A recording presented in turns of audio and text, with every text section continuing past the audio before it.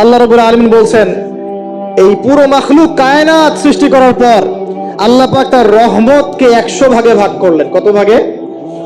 আল্লাহ পাকের দয়া, রহমত, ভালোবাসাকে 100 ভাগে ভাগ করলেন। ভাগ করে এক ভাগ, মাত্র এক ভাগ আল্লাহ পাক পুরো মহাবিশ্বে ছড়িয়ে দিলেন। বলেন সুবহানাল্লাহ। বাকি 99 ভাগ রহমত আল্লাহ পাক তার কাছে রাখলেন। এই এক ভাগ ভালোবাসার কারণেই এই যে সন্তান কান্না করলে মায়ের বুক ফেটে যায়, সন্তান অসুস্থ হলে বাবার বুক ফেটে যায়, যেই বাবা সহজে চোখের পানি কাউকে দেখায় না, সেই বাবা জায়নামাজে দাঁড়িয়ে চোখের পানি ছাড়তে থাকে। এই এক ভাগ রহমতের কারণে আমরা দেখি যে রাস্তার কুকুর পর্যন্ত তার বাচ্চাকে চাটে, আদর করে, মহব্বত করে। এই এক ভাগ রহমতের কারণে আমরা আমাদের স্ত্রীদেরকে মহব্বত করি, স্ত্রীকে সুখে রাখার জন্য জীবনটা পর্যন্ত বিলিয়ে দেয়। সকাল থেকে রাত পর্যন্ত কোনো কোনো ক্ষেত্রে হারাম পথে যেতেও দ্বিধা করি না, স্ত্রী সন্তান সুখে থাক এই আশায়, তাই না ভাই? এই এক ভাগ রহমতের কারণে গাভী দেখবেন, গাভী তার বাচ্চাকে প্রসবের পর চাটে, গাটা চেটে পরিষ্কার করে দেয়। এই এক ভাগ রহমতে পুরো কায়নাত টিকে আছে। আর নবী সাল্লাল্লাহু আলাইহি ওয়াসাল্লাম বলছেন, বাকি 99% রহমত আল্লাহ পাক তার কাছে রেখেছেন। এই রহমত এবং ভালোবাসা দিয়ে আল্লাহ পাক কিয়ামতের মাঠে মানুষকে মাফ করবে ইনশাআল্লাহ। তার মানে বলেন আল্লাহু আকবার।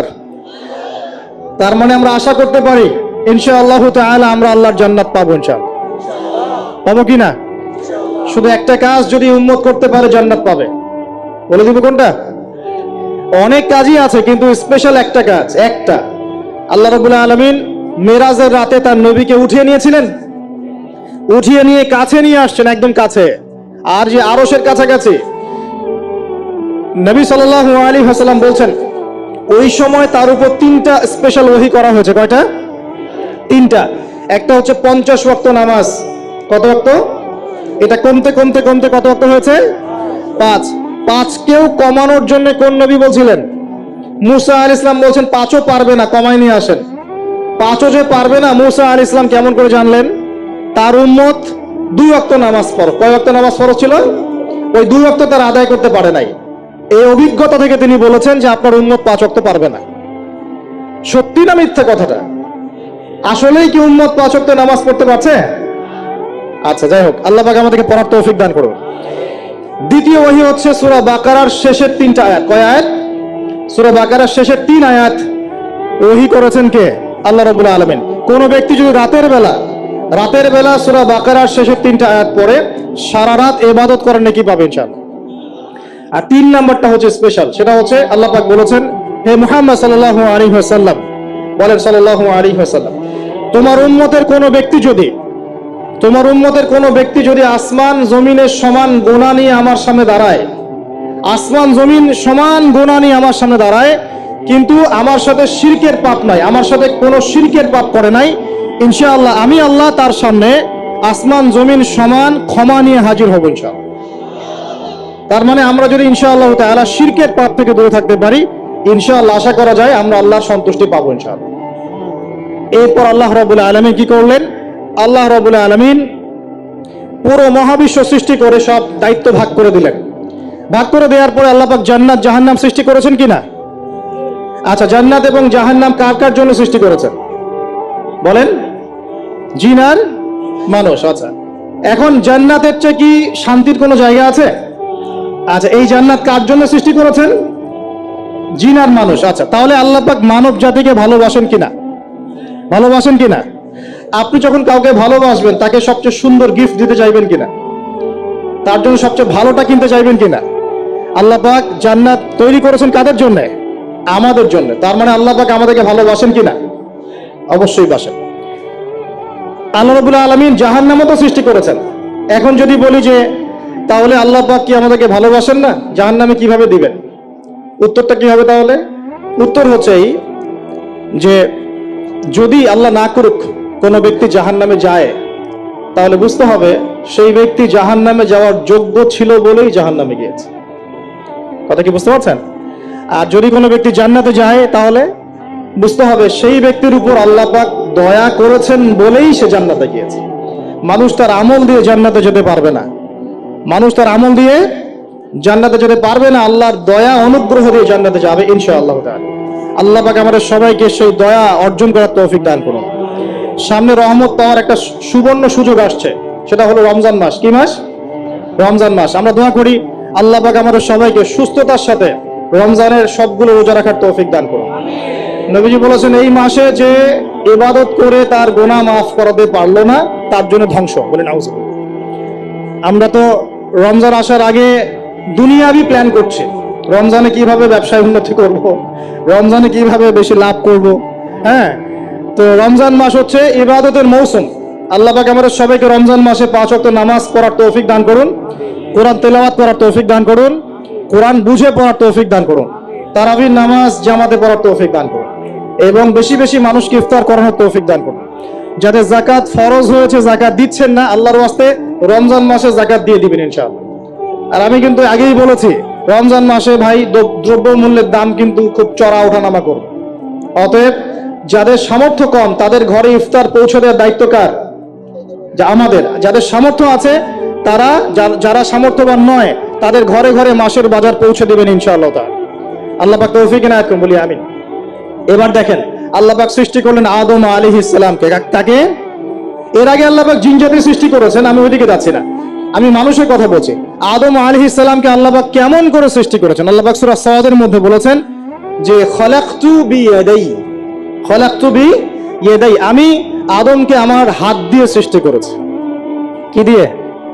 হাত দিয়ে। এটা কি ভালোবাসার বহিঃপ্রকাশ নয়? আল্লাহ পাক কি আমাদেরকে ভালোবাসেন না? ভালোবাসেন। আচ্ছা, এই দুনিয়াতে যত কিছু আছে, এই দুনিয়ার আকাশ বাতাস, নদী নালা, পানি, অক্সিজেন, সবকিছু কার জন্য সৃষ্টি করা হয়েছে? গরু ছাগলদের জন্য, মানুষের জন্য? মূল দায়িত্ব কার? মূল অধিকার কার? মানুষের নয় কি? তাহলে এই পুরো বিষয়গুলো কি আল্লাহ পাকের ভালোবাসার বহিঃপ্রকাশ নয়? হ্যাঁ। আচ্ছা, এবার আসেন, আল্লাহ পাক আদম আলাইহিস সালামকে সৃষ্টি করে সমস্ত নাম শিক্ষা দিয়েছেন। এই যে নাম শিখানো মানে জ্ঞান শিখানো, এই জ্ঞান শিখানোটা কি আল্লাহর দয়া ভালোবাসা নিদর্শন নয়? একটু ধরা দিচ্ছি আপনাদেরকে।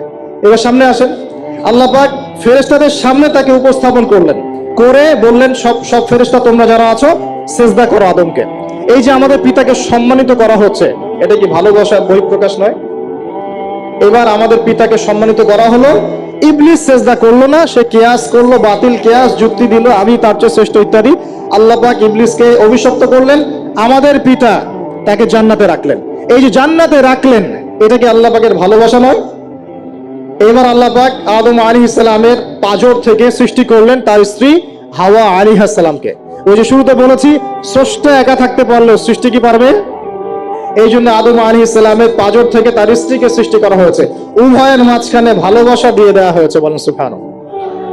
এই জিনা ভালোবাসা নিদর্শন নয়, বিয়ে শাদী হচ্ছে ভালোবাসার নিদর্শন। আল্লাহ পাক বলেছেন সূরা রুমের মধ্যে, ওয়াজআলা বাইনাহুমা মাওয়াদ্দাতা ওয়া রাহমা, আমি আল্লাহ স্বামী স্ত্রীর মধ্যে ভালোবাসা এবং হৃদ্যতা সৃষ্টি করে দিয়েছি। বলেন সুবহানাল্লাহ। তার মানে এই হারাম সম্পর্ক যেটা দেখছেন, এটা হলো একটা জেনার পথ। আর যখন আমরা হালাল ভাবে বিয়ে শাদী করবেন, আপনারা করবেন, তখন দেখবেন আল্লাহ পাকের পক্ষ থেকে ভালোবাসা সৃষ্টি হয়ে যাবে ইনশাআল্লাহ তাআলা। অতএব ওয়াদা করতে পারি তো আল্লাহর কাছে, নিজের চরিত্রকে পবিত্র রাখবো ইনশাআল্লাহ, হারাম কোনো সম্পর্কে যাব না ইনশাআল্লাহ, কোনো সহি প্রেমেও যাব না ইনশাআল্লাহ। এটা সহি প্রেম আবার কি জিনিস? দিনী ভাই দিনী বোনের মধ্যে এখন প্রেম চলে, এগুলো হয় না মাঝে মাঝে? এগুলোও বন্ধ, এগুলো বন্ধ করতে হবে। হালাল উপার্জনের সোর্স হয়ে গেলেই, হালাল উপার্জনের সোর্স হয়ে গেলেই দিনদার মেয়ে দেখে বিয়ে করে ফেলবেন ইনশাআল্লাহ তাআলা। অন্য কোনো পথে যাবেন না, কোনো হারাম পথে যাবেন না। ওয়াদা করেন ইনশাআল্লাহ? রাজি আছেন তো ইনশাআল্লাহ? আল্লাহ কবুল করুন, আমিন। আর বিয়ের সময় অবশ্যই দিনদারিতা দেখবেন, অন্য কিছু না, অন্য কিছু পরে, দিনদারিতা আগে। দিনদারিতা আছে, নামাজ পড়ে, পর্দা করে, মাশাআল্লাহ সব দিক ঠিক আছে, তারপরে দেখবেন আপনি অন্য কিছু, তার আগে নয়। কথা ঠিক আছে? একইভাবে মেয়েদের ক্ষেত্রেও, যে আগে দেখবেন না ছেলে কত বড় চাকরি করে, ছেলের কত বড় বাড়ি আছে, গাড়ি আছে, এটা পরে। আগে দেখবেন ছেলে নামাজি কিনা, সুন্নত আছে কিনা, ইসলামের জন্য তার সফট কর্নার আছে কিনা, ইসলাম প্র্যাকটিস করে কিনা, এগুলো আগে দেখবেন। এগুলো না দেখলে কি হবে জানেন? বিয়ের 1 বছর 2 বছর পরেই বুঝতে পারবেন দুনিয়াটা জাহান্নাম হয়ে গেছে। নাউজুবিল্লাহ। দুনিয়াতে তখন জাহান্নামের আযাবের স্বাদ ভোগ করতে হবে। নাউযুবিল্লাহ, আল্লাহ পাক আমাদেরকে হেফাজত করুন, আমিন। তো এই যে আল্লাহ পাক আদম আলাইহিস সালামের পাঁজর থেকে সৃষ্টি করলেন কাকে, এবং ভালোবাসা দিয়ে দিলেন উভয়ের মাঝখানে, এটা কি আল্লাহ পাকের দয়া নয়? আল্লাহ পাক ভালোবাসেন না? এবার দেখেন, গাছের কাছে যেতে নিষেধ করলেন, আমি কিন্তু শর্ট করে বলছি, গাছের কাছে যেতে নিষেধ করলেন, তোমরা জান্নাতে থাকো, খাও, যা ইচ্ছা করো, কিন্তু ওয়ালা তাকরাবা হাযিহি শাজারা, এই গাছের কাছেও যাবে না। একটা পরীক্ষা, জাস্ট একটা পরীক্ষা। এখানে কিন্তু বলা হচ্ছে গাছের কাছেও যাবে না, বলা হচ্ছে না যে গাছের ফল খাবে না। ঠিক যেমন আল্লাহ বলেছেন তোমরা জেনার কাছেও যাবে না, আল্লাহ পাক কিন্তু বলেন নাই জেনা করবে না, আল্লাহ পাক বলেছেন তোমরা জেনার কাছেও যাবে না। তো এখান থেকে আমরা এই হুকুমটার কঠোরতা বুঝতে পারি। তো প্রিয় ভাইরা, এখানে আমাদের পিতামাতা শয়তানের প্রলোভনে পড়ে গেলেন। কেন পড়লেন? শয়তান ওয়াসওয়াসা দিল যে আমি কি তোমাদেরকে এমন গাছের কথা বলে দিব যে গাছের কাছে গেলে বা যার ফল খেলে তোমরা চিরস্থায়ী জীবন পাবে এবং তোমরা ফেরেশতা হয়ে যাবে, এরকম কথা বলবো, এবং তোমরা কোনোদিন মরবে না। হাল আদুল্লুকা আলা শাজারাতিল খুলদি ওয়া মুলকিন লা ইয়াবলা, এই দুটো ওয়াসওয়াসা, চিরস্থায়িত্বের ওয়াসওয়াসা এবং অমরত্বের ওয়াসওয়াসা দিয়ে আমাদের পিতামাতাকে নিয়ে গেল। এখন আমাদের পিতামাতা কি ফল খেয়েছিলেন কি খান নাই? আচ্ছা, এখন আল্লাহ পাকের দৃষ্টিতে অন্যায় হয়েছে কিনা? এরপরে আমাদের পিতামাতা কি করলেন? বললেন রব্বানা যালামনা আনফুসানা ওয়া ইল্লাম তাগফির লানা ওয়া তারহামনা লানাকুনান্না মিনাল খাসিরিন। এই যে দোয়াটা তারা করলেন, এই দোয়াটা করার পরে আল্লাহ পাক কি তাদেরকে মাফ করে দিয়েছেন কি দেন নাই? বলেন, কথা বলেন। আল্লাহ পাক মাফ করে দিয়েছেন কি দেন নাই? এই যে অন্যায় করার পরেও আল্লাহ যে ক্ষমা করে দেন, মানে গুনাহ করার পরেও যে আদম সন্তানকে আল্লাহ পাক মাফ করে দেন, এটা কি আল্লাহ পাকের রহমত, দয়া কি নয়? আচ্ছা, এটা আল্লাহ পাকের নিদর্শন ছিল ভালোবাসার। এরপর আল্লাহ পাক দুনিয়াতে পাঠিয়ে দিলেন, কারণ এটা পরীক্ষা, দুনিয়াটা পরীক্ষার জায়গা, পরীক্ষা দিচ্ছি আমরা এখানে। এখন পরীক্ষার ক্ষেত্রে কি আল্লাহ পাক আমাদেরকে একা ছেড়ে দিয়েছেন? আল্লাহ পাক কি আমাদেরকে একা ছেড়ে দিয়েছেন? না, আল্লাহ পাক দুনিয়াতে পাঠিয়ে আমাদেরকে গাইডলাইন দিয়েছেন কিনা, কিভাবে চলতে হবে, কি করা যাবে কি করা যাবে না, কিভাবে চলবো কিভাবে চলবো না। আল্লাহ পাক কি ওহী নাজিল করেছেন কিনা? এই ওহী নাজিল করাটা কি আল্লাহ পাকের রহমত কিনা, আল্লাহ পাকের দয়া কিনা, ভালোবাসা কিনা? আল্লাহ পাক কি একা ছেড়ে দিয়েছেন না নবী রাসূল পাঠিয়েছেন? এই যে নবী রাসূলদেরকে পাঠিয়েছেন, এই নবী রাসূলগণ কি আল্লাহর পক্ষ থেকে রহমত কিনা? বলেন, না হলে আমরা কি করতাম? দুনিয়াতে কেমন করে চলতাম, কিভাবে পথ খুঁজে পাইতাম, কেমন করে ইবাদত করতাম, আমরা কি জানতে পারতাম? আল্লাহ পাক রহম করে, ভালোবেসে, দয়া করে নবী রাসূল পাঠিয়েছেন, আসমানি কিতাব পাঠিয়েছেন, বলেন সুবহানাল্লাহ। এখন এই নবীদের সিলসিলায় আল্লাহ পাক যে সর্বশেষ নবী মুহাম্মদ সাল্লাল্লাহু আলাইহি ওয়াসাল্লামকে পাঠিয়েছেন, এইটা দয়া কিনা? এটা আল্লাহ পাকের দয়া নয়? আল্লাহ পাকের রহমত নয়? আল্লাহ পাক কি বলেন নাই যে তিনি হচ্ছেন রাহমাতুল লিল আলামিন, তিনি পুরো বিশ্ব জগতের রহমত নয় কি? আচ্ছা, এখন আমাদেরকে যে আল্লাহ পাক নবী মুহাম্মদ সাল্লাল্লাহু আলাইহি ওয়াসাল্লামের উম্মত বানালেন, এটা কি আরো বড় রহমত কিনা? বলেন তো। জান্নাতে যাবে 120 কাতার মানুষ। কত কাতার? 120 কাতার মানুষ ইন টোটাল জান্নাতে যাবে। তার মধ্যে উম্মতে মুহাম্মাদের কত কাতার জানেন? 80 কাতার। কত কাতার? বলেন সুবহানাল্লাহ। তাহলে এটা কি আল্লাহ পাকের দয়া নয়?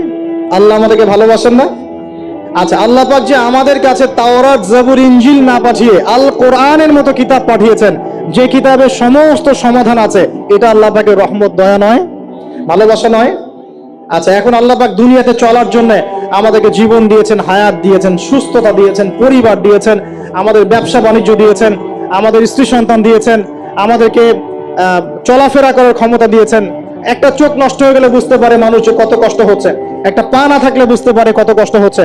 এই করোনার সময় যারা শ্বাস নিতে পারে নাই, তাদের কত কষ্ট হয়েছে।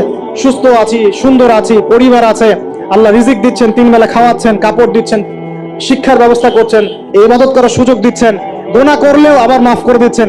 এই সব কিছুকে আল্লাহ পাকের ভালোবাসা নয়? এই ভালোবাসাগুলো কি নিঃস্বার্থ ভালোবাসা না স্বার্থ ভিত্তিক ভালোবাসা? এই আল্লাহ পাকের কোনো স্বার্থ আছে? আল্লাহ পাক আমাদের কাছে কিছু চান, রিজিক চান, টাকা পয়সা চান? আল্লাহ পাকের যদি ইবাদত করে আমরা ছেড়ে দেই, আল্লাহর কোনো ক্ষতি হবে? আমরা ইবাদত করে ভাসিয়ে ফেললাম, আল্লাহর কোনো লাভ আছে? আল্লাহ পাকের শক্তি কি আরো বেড়ে যাবে না কমবে? নাকি যেমন আছে তেমনই থাকবে? আল্লাহ রাব্বুল আলামিনের শান শওকত কি আরো বেড়ে যাবে, নাকি আল্লাহ পাকের শান শওকত কমে যাবে? আল্লাহ রাব্বুল আলামিন যেমন, আল্লাহ পাক তেমনই থাকবেন, তাই নয় কি? আল্লাহ পাকের যে বিশাল খাজানা আছে, আমরা যদি ইবাদত করে ভাসিয়ে ফেলি, খাজানা কি বেড়ে যাবে? আমরা যদি সবাই ইবাদত করা ছেড়ে দেই, খাজানা কমে যাবে? আল্লাহ পাকের কোনো স্বার্থ আছে আমাদের ভালোবাসার? কোনো স্বার্থ নাই। তাহলে আল্লাহ পাক এই পুরো বিশ্ব জগৎ সৃষ্টি করেছেন নিঃস্বার্থভাবে, তার স্বার্থ ছাড়া। এত অসংখ্য নেয়ামতে আমাদেরকে ভর্তি করে রেখেছেন আমাদের স্বার্থে, তার কোনো স্বার্থ নাই। কোনো স্বার্থ আছে? এই পরীক্ষায় পাশ করলে আমরা আবার জান্নাতে যাবো ইনশাআল্লাহ। ওই জান্নাতে যাওয়ার পরে কি আমাদের স্বার্থ থাকবে না আল্লাহ পাকের স্বার্থ থাকবে? সুবহানাল্লাহ। এই এতটুকু যদি বুঝতে পারি, আল্লাহ পাক একমাত্র সত্তা যিনি আমাদেরকে প্রকৃত অর্থে ভালোবাসেন। বাকি যত কিছু আছে আমাদের চারপাশে, এই ভালোবাসাগুলোর পিছনে একটা একটা স্বার্থ থাকে। কথা বুঝতে পারছেন না মনে হয়?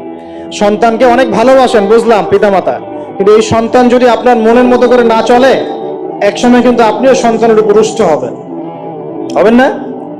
স্ত্রীর জন্য এত কিছু করছেন, দেখবেন কোনো একদিন আপনি করতে পারলেন না, দেখবেন সেদিনই আপনাকে একদম ধুয়ে রেখে দিল একেবারে। এমন হয় কি না? তা আমাদের ভালোবাসাগুলোর পিছনে কোনো কোনো স্বার্থ থাকে কি না? আর এই যে জেনা চলছে, এই জেনার মধ্যে মূল স্বার্থটা কি? যৌনতা। মূল স্বার্থ কি? ছেলেও চায় মেয়েকে ভোগ করতে, মেয়েও চায় ছেলেকে ভোগ করতে, এবং বলে না না এটা পবিত্র ভালোবাসা, আমরা বিয়ে করার জন্যই জেনা করেছি, নাউজুবিল্লাহ। তাই না? বলে না, আমরা তো বিয়ে করব, সমস্যা কি? ফ্রি মিক্সিং করলে কি সমস্যা? তাহলে বিয়ে যদি করবা, তাহলে মেলামেশা বিয়ের পরেই করো, ব্যাস, নিঃস্বার্থ প্রমাণ হবে। বিয়ে যদি করার উদ্দেশ্য থাকে, তাহলে বিয়ের আগে আর দেখা সাক্ষাৎ করো না, কথাবার্তা বলো না, একবার বিয়ে করো তারপরে করো, তখন দেখবেন না না এটাতে রাজি না, তার মানে স্বার্থ এখানে আছে। তাহলে নিঃস্বার্থভাবে কে আমাদেরকে ভালোবাসে? অতএব প্রিয় ভাইয়েরা এবং বোনেরা যারা শুনছেন লেকচার, নিঃস্বার্থভাবে যে সত্তা আমাদেরকে ভালোবাসেন, সেই সত্তাকে ভালোবাসতে শিখুন। আল্লাহ পাক তৌফিক দান করুন। এখন আল্লাহ পাক আমাদেরকে কিছু কিছু ক্ষেত্রে ভালোবাসতে বলেছেন, যেমন আল্লাহ পাক তার দ্বীনকে ভালোবাসতে বলেছেন, আল্লাহ পাক তার নবীকে ভালোবাসতে বলেছেন, আল্লাহ পাক আমাদের পিতামাতাকে ভালোবাসতে বলেছেন, আল্লাহ পাক আত্মীয়তার সম্পর্ক রক্ষা করতে বলেছেন, আল্লাহ পাক রক্তের সম্পর্ক বজায় রাখতে বলেছেন, আল্লাহ পাক স্ত্রী সন্তানকেও ভালোবাসতে বলেছেন। আল্লাহ পাক কিন্তু তার রাস্তায় জানমাল ব্যয় করে আল্লাহর পথে দাওয়াত এবং জিহাদ করতে বলেছেন। এখন এইগুলো আল্লাহ বলেছেন বলে আমরা করব, আল্লাহ পাক ভালোবাসতে বলেছেন বলে আমি ভালোবাসবো, কিন্তু উদ্দেশ্য হবে আল্লাহর সন্তুষ্টি অর্জন করা। আমি কেন আমার মাকে ভালোবাসি? বিকজ আমার মায়ের পায়ের নিচে আমার জান্নাত, আল্লাহ ভালোবাসতে বলেছেন তাই বাসি। আমি কেন বাবাকে ভালোবাসি? আল্লাহ ভালোবাসতে বলেছেন তাই ভালোবাসি। আমি কেন আমার স্ত্রীকে ভালোবাসবো? কারণ আল্লাহ পাক ভালোবাসতে বলেছেন তাই বাসবো। আমি কেন আমার সন্তানকে ভালোবাসবো? আল্লাহ পাক বলেছেন নেককার সন্তান আমার জন্য ওসিলা হবে, এই জন্য ভালোবাসবো। আল্লাহ পাক আমাকে বলেছেন নবীকে ভালোবাসতে, আমি নবীকে ভালোবাসবো। আল্লাহ পাক যে বিষয়গুলোকে ভালোবাসতে বলেছেন আমরা অবশ্যই ভালোবাসবো ইনশাআল্লাহ। কিন্তু আল্লাহ পাক কি আমাকে হারাম এই 14ই ফেব্রুয়ারির এই ভ্যালেন্টাইন্স ডে কে ভালোবাসতে বলেছেন? আল্লাহ পাক ইহুদি খ্রিস্টানদের সংস্কৃতিকে ভালোবাসতে বলেছেন? আল্লাহ পাক জেনা করতে বলেছেন? এই ফ্রি মিক্সিং করতে বলেছেন?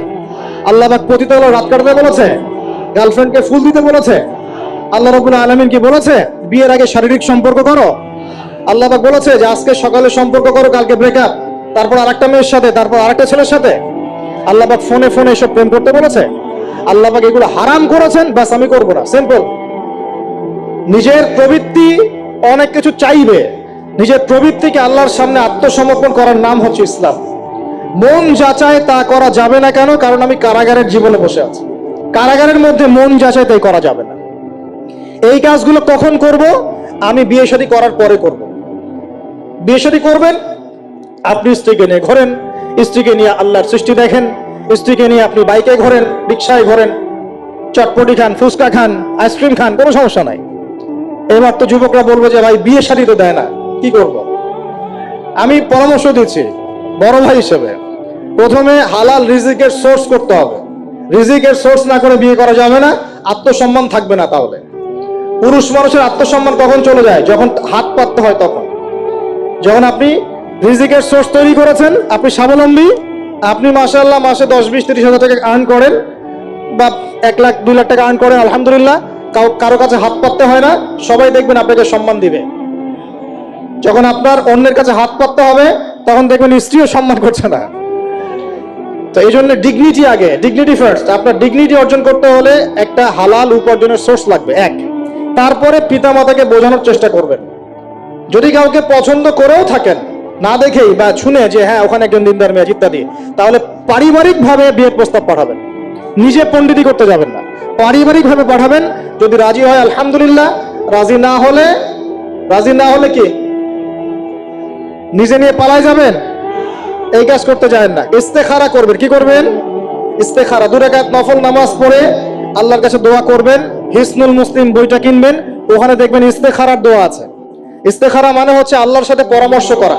আল্লাহ, আমি এই কাজটা করতে চাচ্ছি, যদি কাজটা আমার জন্য ভালো হয়, আমার দুনিয়া আখিরাতের জন্য ভালো হয়, আল্লাহ কাজটাকে তুমি সহজ করে দাও, আল্লাহ কাজটার মধ্যে বরকত দান করে দাও। আর যদি এই কাজটা দুনিয়া আখিরাতের জন্য খারাপ হয়, আল্লাহ তুমি কাজটাকে সরায় দাও, আমাকেও কাজটা থেকে সরায় দাও। এটা হচ্ছে ইস্তেখারা। এই দোয়া বেশি বেশি করলে ইনশাআল্লাহ আল্লাহর পক্ষ থেকেই ফয়সালা হবে। আর এই জায়গায় বেশি ব্যতিব্যস্ত হবেন না। অনেক সময় কিন্তু ফ্যান্টাসিতে ভুগি আমরা, অস্থির হয়ে যাই। অস্থির হলেই ডিসিশন নিতে ভুল হবে, অস্থির হলেই ডিসিশন নিতে ভুল হবে। স্থির থাকতে হবে। নিজেকে স্থির রাখার জন্য কি করবেন? বেশি বেশি নফল রোজা রাখবেন। বেশি বেশি কি করবেন?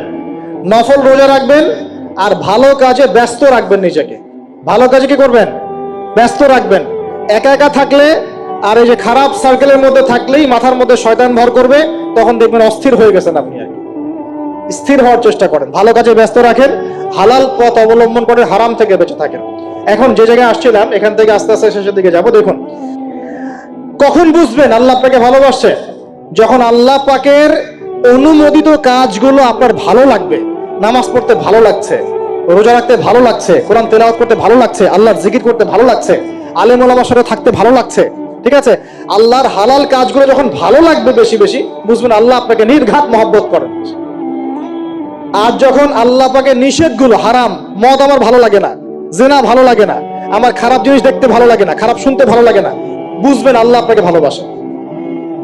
আর যখন দেখবেন খারাপের পিছনে আপনার ঝোঁক বেশি, দুর্নীতি করতে ভালো লাগে, সুদ খাইতে ভালো লাগে, ঘুষ খাইতে ভালো লাগে, কাউকে ঠকাইলে মনে হয় আমি স্মার্ট হয়ে গেলাম, হ্যাঁ, মানুষের টাকা আত্মসাৎ করতে ভালো লাগে, নামাজ না পড়ে ঘুম দিতে ভালো লাগে, ঠিক আছে, রমজান মাসে বিড়ি টানতে ভালো লাগে, ঠিক আছে, মেয়ের সাথে যে টাঙ্কি মারতে ভালো লাগে, তখন বুঝবেন যে আল্লাহ আপনাকে এখনো ভালোবাসেন, বা আপনি আল্লাহর ভালোবাসা পাওয়ার যোগ্যতা হারিয়ে ফেলেছেন।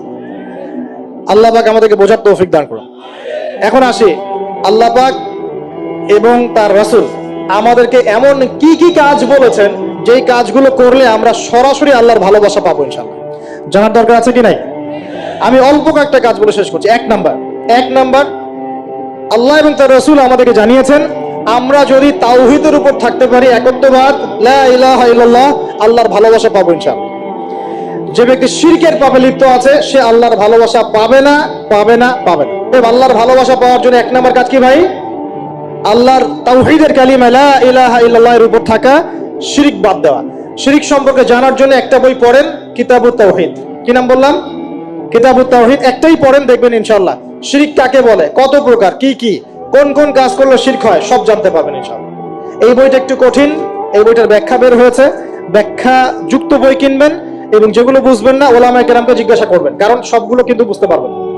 এক নাম্বার। দুই, নবী সাল্লাল্লাহু আলাইহি ওয়াসাল্লামের অনুসরণ করলে আল্লাহ আমাদেরকে ভালোবাসবেন। দলিল, আল্লাহ পাক সূরা আলে ইমরানের মধ্যে বলছেন 31 নম্বর আয়াতে আল্লাহ বলছেন, কুল, হে নবী আপনি বলে দিন, ইন কুনতুম তুহিব্বুনাল্লাহ, তোমরা যদি, হে আদম সন্তান, হে উম্মতে মুহাম্মাদি, তোমরা যদি আল্লাহর ভালোবাসা পেতে চাও, ফাত্তাবিউনি, তোমরা আমাকে অনুসরণ করো। কাকে?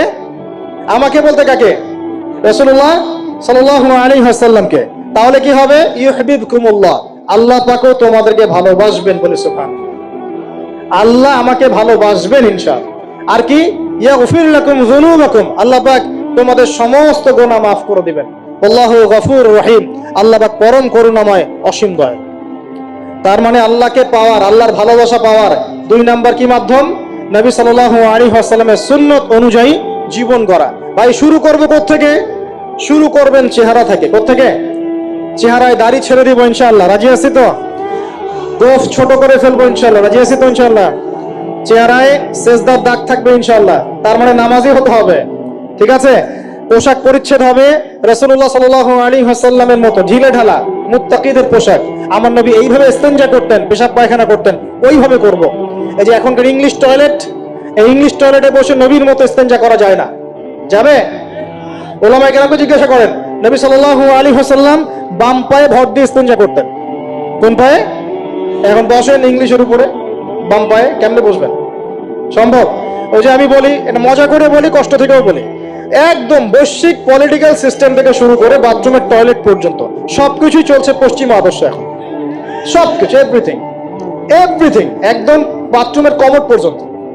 এখন তো কমোডও উঠাই দিছে, এখন সামনে একটা বালতি রেখে দেয় গামলার মতো, এখানেই পেশাব করতে হয়। দেখেন নাই মনে হয় আপনারা, দেখবেন অচিরেই এগুলো আসতেছে সামনে, দাঁড়ায় দাঁড়ায় বসার কোনো সুযোগ নাই। আর সবগুলো মাপ সমান। কারো হাইট যদি 6 ফুট, কারো 5 ফুট হয়, তখন কি হবে?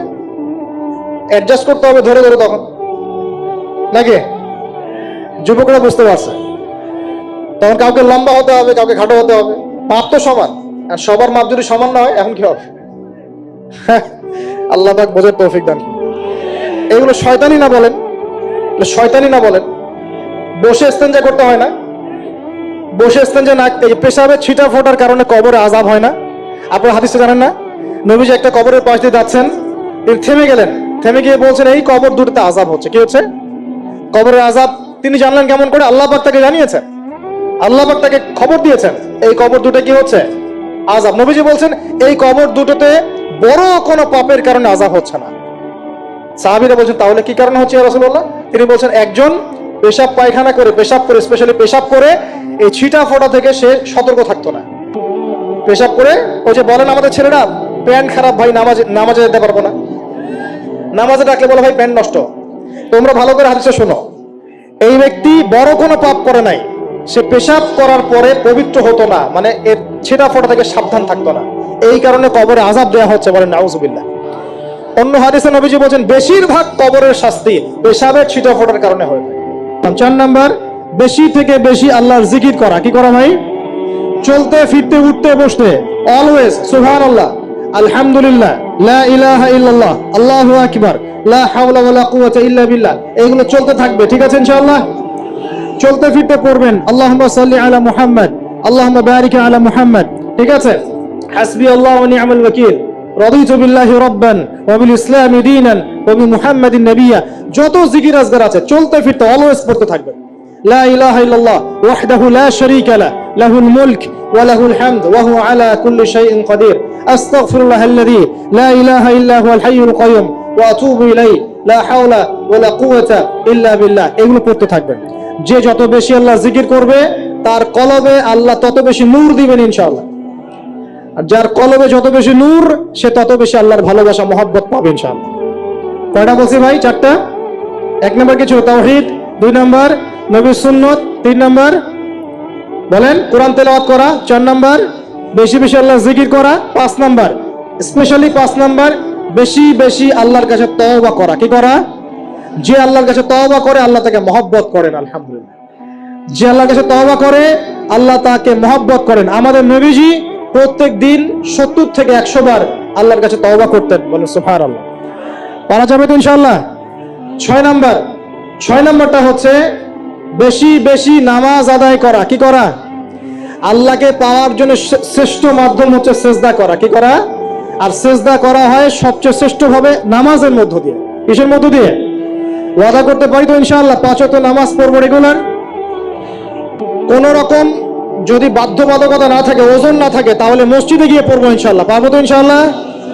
রমজান মাসে নামাজ শক্ত করে ধরবো ইনশাআল্লাহ। ঈদের পর ছেড়ে দিব ইনশাআল্লাহ। ঈদের পর ছেড়ে দিব কি?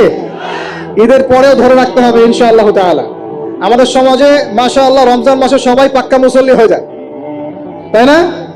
কারণ শিকল দিয়ে বাঁধা থাকে শয়তান, শয়তানও মুক্ত হয়। ঈদের দিন ঢাক ঢোল ধুমধারাক্কা গান বাজা শুরু হয়, তাই না? আল্লাহর ওয়াস্তে রমজানের শিক্ষাগুলো ধরে রাখবো ইনশাআল্লাহ তাআলা। আমরা সবাই 5 ওয়াক্ত নামাজ আদায় করবো ইনশাআল্লাহ রমজান মাসে। আর দৈনিক কমপক্ষে 12 রাকাত নফল নামাজ পড়বেন, সুন্নত বা নফল 12 রাকাত কমপক্ষে। কি রকম 12 রাকাত? ফজরের নামাজের আগে 2, জোহরের আগে 4, পরে 2। ঠিক আছে? 6 আর 2 8 হলো। মাগরিবের পরে 2, এশার পরে 2। এই 12 রাকাত নামাজ যে দিনের বেলা পড়ে, মানে একদিনে 24 ঘন্টায় পড়ে, আল্লাহ পাক তার জন্য জান্নাতে একটা করে ঘর নির্মাণ করেন। এই হাদিস জানতেন? দৈনিক 12 রাকাত সুন্নত বা নফল পড়লে আল্লাহর কাছে একটা করে জান্নাতে ঘর পাওয়া যাবে ইনশাআল্লাহ।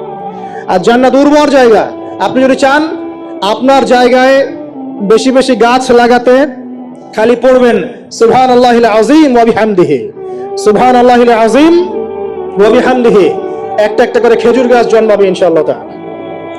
বলবেন সুবহানাল্লাহি ওয়া বিহামদিহি সুবহানাল্লাহিল আযীম, আর বলবেন সুবহানাল্লাহিল আযীমি ওয়া বিহামদিহি, জান্নাতে গাছ রোপণ হবে ইনশাআল্লাহ তাআলা। এটা গেল 6 নাম্বার, নামাজ বেশি বেশি পড়া। 7 নাম্বার, জি বলছি, 7 নাম্বারটা হচ্ছে, আমি আর 4টা বলে শেষ করছি। 7 নাম্বারটা হচ্ছে যে সৃষ্টির সেবা করা। কি করা ভাই? একটা হাদিস আছে যে ইরহামু মান ফিল আরদ ইয়ারহামুকুম মান ফিস সামা, তোমরা জমিনবাসীর প্রতি রহম করো, আসমানবাসী তোমাদের উপর রহম করবে ইনশাআল্লাহ। আল্লাহর ভালোবাসা পাওয়ার অন্যতম মাধ্যম হচ্ছে জমিনবাসীর প্রতি রহম করেন। মুসলিম অমুসলিম সবাই মানুষ কিনা? যারা আমাদের সাথে যুদ্ধে লিপ্ত নাই তারা তো আমাদের ভাই নাকি? যারা যুদ্ধে লিপ্ত আছে এরা শত্রু হতে পারে, যারা যুদ্ধে লিপ্ত নাই তারা তো আমাদের ভাই নাকি? তাদের বিপদ আপদে পাশে দাঁড়াবো না? একটা প্রাণীর অধিকার যদি আপনি রক্ষা করেন, একটা বিড়ালকে পানি না দেওয়ার অপরাধে এক মহিলা জাহান্নামে গিয়েছে, আর একটা কুকুরকে পানি পান করানোর সওয়াবের এই কাজের বিনিময়ে এক মহিলা জান্নাতে গিয়েছে। সুবহানাল্লাহ। তো পশু পাখির অধিকার যেখানে ইসলাম কথা বলেছে, এখানে পুরো মাখলুকের প্রতি আমাদের রহম দিল থাকতে হবে, আমাদের সবাইকে দয়া ভালোবাসা দেখাতে হবে ইনশাআল্লাহ। আল্লাহ পাক আমাদেরকে ভালোবাসবেন ইনশাআল্লাহ। 8 নাম্বারটা কি? এটা বেশি ইম্পর্টেন্ট, শোনেন। 8 নাম্বারটা হচ্ছে আল্লাহর জন্য কাউকে ভালোবাসা, আল্লাহর জন্য ঘৃণা করা। একটা এই যে হাদিসগুলো পড়তে পড়তে আমি আসলাম গাড়িতে, আল্লাহ পাক বলেছেন, শোনেন, আল্লাহ পাক বলেছেন কিয়ামতের মাঠে আল্লাহ পাক বলবেন, নিজেই বলবেন যে আইনা মুতাহাবুনা লিজালালি, আমার ইজ্জতের জন্য যারা পরস্পরকে ভালোবাসতো এরা কোথায়? আল্লাহ পাক ঘোষণা করবেন কোথায় তারা, যারা আমার জন্য পরস্পরকে ভালোবাসতো।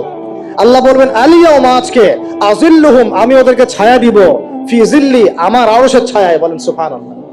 ইয়াউমা লা জিল্লা ইল্লা জিল্লি, যেদিন আমার এই আরশের ছায়া ছাড়া অন্য কোনো ছায়া থাকবে না।